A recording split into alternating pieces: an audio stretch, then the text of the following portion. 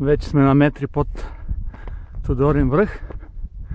Качихме го за 3 часа и 30 минути, плюс включено време за хранене за обяд.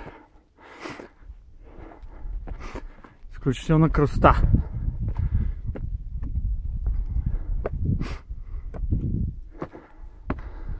Всеки момент съм на върха.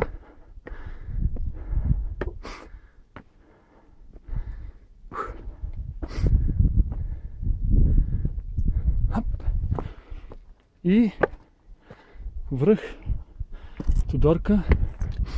Голяма Тодорка е покорен. Може да видите Банско.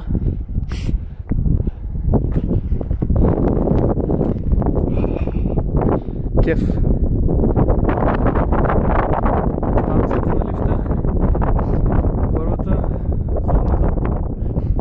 зона за ски спускания. Вихрени котел. Нати Моратов.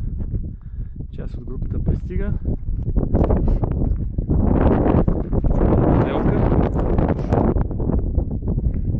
Връх Тодорка номер 1. 3 часа и 30 минути.